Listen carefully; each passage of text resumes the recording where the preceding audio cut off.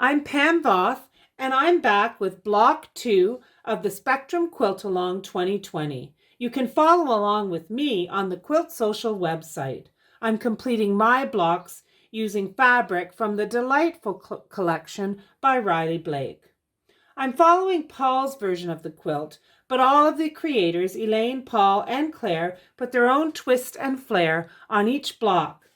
So it is fun to take a look at each version on the website.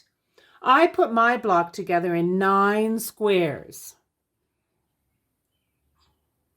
rather than 5 rows. That was slightly different than the instructions, but it suited my sewing style and allowed me to have less corners to match when I was doing the final assembly of the block. One of my favorite parts of this block is the Chevron design that encircles the center of the center block. You could easily extend the chevron by changing the fabric of just the one square all the way around. It would slightly alter the shape of the star, but it would be fun to figure out how to cut the fabrics so that that would be possible. This quilt-along will inspire you to dig into fabrics, create blocks, and be amazed at all the beautiful projects that are living inside you. The 5-stitch trick was so useful for this block. This trick was shared with me by my quilting mentor, Heather. When you are sewing together and trying to match, like here,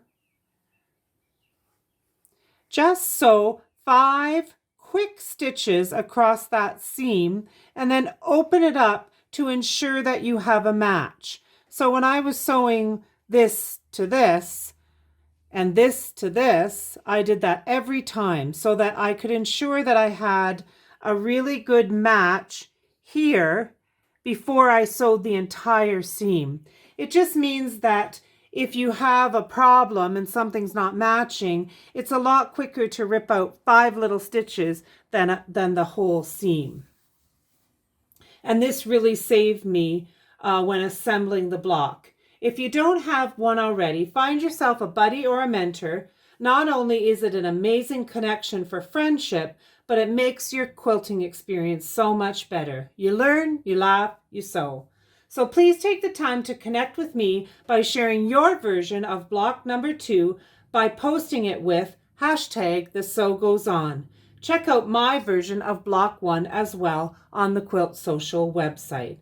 Thanks for watching. Please share and subscribe.